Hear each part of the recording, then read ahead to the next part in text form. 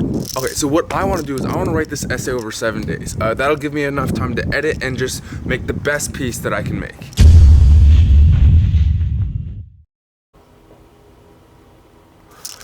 What the fuck?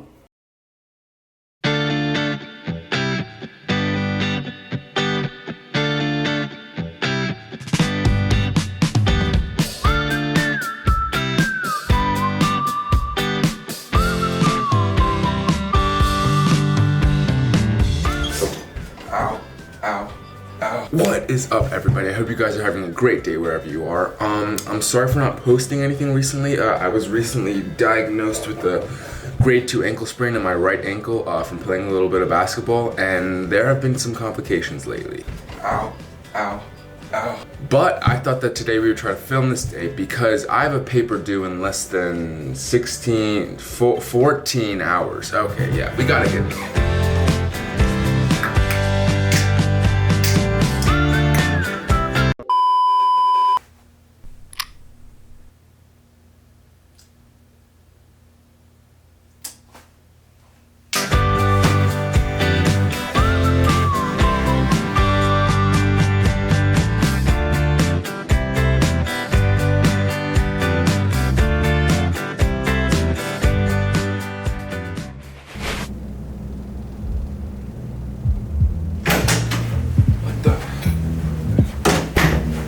So cold outside, I think it's got oven in here.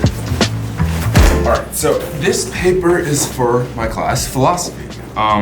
This is going to be a paper that's worth about 40% of my grade, which is quite a large amount for a paper to be done in one day. So the professor gave us 5 prompts, 5 different topics to choose. I'm going to be choosing regret because that's just such an interesting topic. There's so much to know about it, and I've had quite a lot of regrets.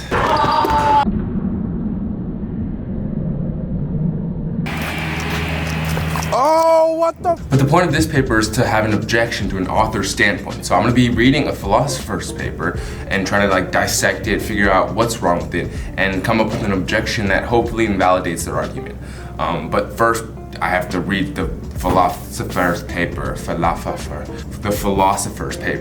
So I'm gonna be doing that right now, trying to get their view on regret and try to come up with an objection. So I gotta read that right now.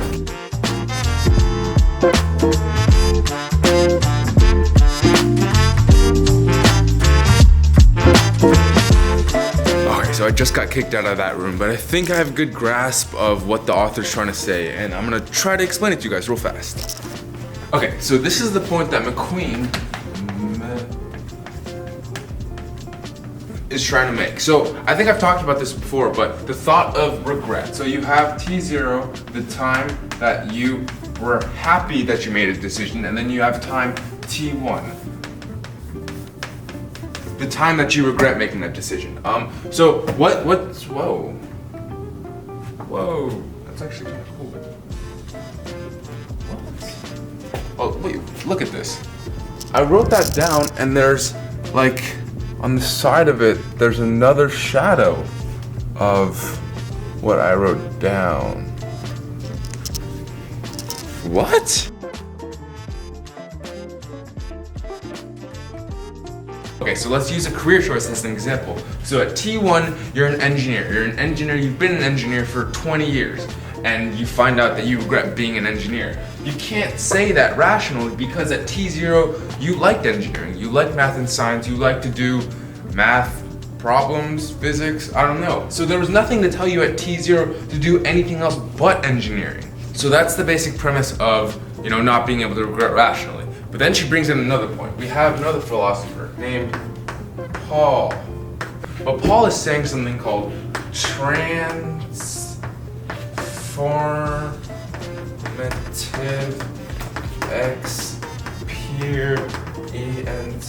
transformative experience. So we have this, which is essentially saying you don't know what it's like to go through something unless you go through that exact experience. In the case of engineering, you don't know what it's like to be an engineer without actually being an engineer. So what Paul is trying to say is that for making choices, for making big decisions like career choices, you cannot rationally make a decision because you it's impossible for you to have that information with you. So what the queen is doing is she's combining this and this and this and making the assumption that for future decisions such as career choice, you cannot I'm not gonna write. You can't think about the thought of possible regret in the future of your decision. You should never try to think about, oh, I could possibly regret this decision. You should focus on the information that you have available to you at the moment. So that's like whether or not you like math or science, whether or not you're willing to work hard, whether or not you like working for someone or working for yourself. Those are the types of things that you need to consider at this moment, and that's why you can never think about potential regret. That's kind of the main point, and I have chocolate over my hands. Okay, so now we're on the way back to the apartment. We're gonna try to come up with an objection to that point of view. Ugh. Okay, I just got back, but I think I actually came up with a pretty good objection on the way over here. I'm gonna try to explain it real fast. Okay, so I think there are a lot of things that McQueen says that is actually right. I don't think you should factor in potential regret when you make a big decision or when you make a decision at all. I feel like it should be definitely focused on what you have at hand. But the problem that I find with her argument is that there's nothing preventing you in the future from making that same mistake. There's no progression from one decision to another that helps you learn. So what I'm gonna try to say is that your values, that changes from decision to decision. So say you have a choice between a slice of pizza that looks like ice cream. I don't know why it's supposed to be a crust. I'll put some pepperoni on it. Or a salad.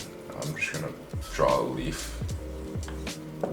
Yeah, so you have a choice between a pizza and a salad. You know that this is healthier, and but you know that this is tastier. So in this decision, you know you're gonna regret eating the pizza, but you should just forget that. You should focus on what you have at hand. So you eat the pizza because it's tastier. What prevents you next time from having the pizza again? Because you're supposed to forget about potential regret. You're just gonna eat the pizza all the time. What I'm trying to say is that your value for taste, say this is the value meter, that's where it is, and this is your value meter for health. So what I'm trying to say is that for taste and health, after you have this pizza, your value for taste goes down, so this goes down while your value for health goes up. Now that's not to say that next time you'll pick the salad, it's to say that next time you'll value health a lot more, and then there's a greater chance that you have the salad instead of the pizza. Same vice versa, you can go back and forth, but these values keep on adjusting so that every single time you make a decision, your whole set of values are different, and you can make that decision accordingly to your new values. This thought is still very abstract, but I think that's where I want to go with this paper. I really want to erase this now. Alright, so we're going to start writing the paper right now.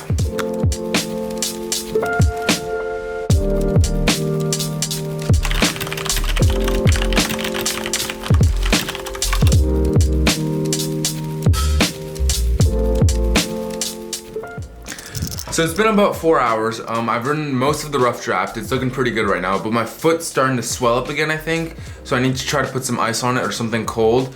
But here's the problem. We don't have any ice at all. But what we do have are these meatballs. So I've taken the steps. I've blocked this channel, my whole channel, from my roommate Steven's computer. But if you know Steven Palathingle, do not tell him about this video or this incident, because I'm pretty sure he might get mad, and you know, I just need some relief right now. So I'm gonna put these on. Alright. Hey guys, I'm in the middle of editing this video right now. I just wanted to point out real fast that the package is completely sealed. There's no air, it's completely sealed. I can still understand why it's still a little weird, so we're gonna all still keep it on the down low, but yeah, let's get back to the video. Look at that, it's even made to wrap. It's like made to wrap a sprained ankle. So I'm gonna keep this on my foot for a little bit. Nobody's gonna tell Steven, and we're gonna get back to this paper. Okay, we just finished the entire essay. I don't know if you can see that. That's about 4 pages. It's about 2,500 words. So this is the rough draft. I'm gonna be editing this for the entire night. Foot seems to be doing a lot better. Meatballs seem to be kind of smelling. Right now I gotta go to class. I have a statistics class at 5, It is about 4:30, so we gotta head on over there. But I wanted to mention something else. Ooh, something about the meatballs. If I ask you to show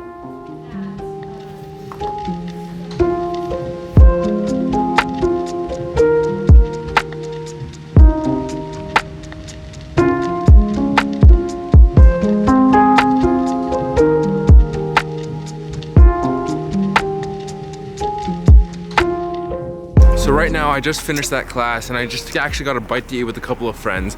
Right now, I'm gonna be focused on finishing that essay. I have it all written out. I just gotta edit, make sure it's flowing, grammar and everything is right, and then we can finally submit it and call it a day, hopefully. Okay, on the final stretch.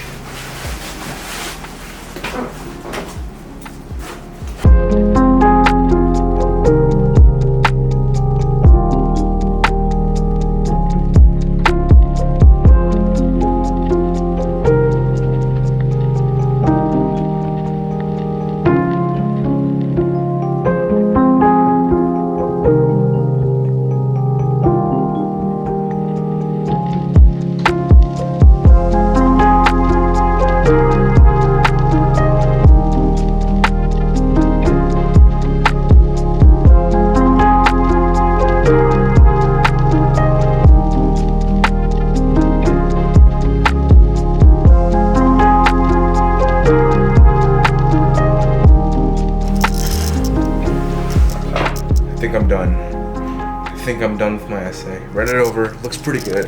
I think the points that I made were pretty clear. I think it came across pretty well. And I've written my email. That's my email to the TA. I think I'm gonna submit it. Pretty exhausted, but I think I did a pretty good job. I'm gonna submit it right now. And we're sending it in 3, 2. Ow. Oh. Alright. Hey guys, how are you doing? I hope you enjoyed that video. I wanted to talk about a couple things. Number one, I think I'm gonna be doing a Q&A.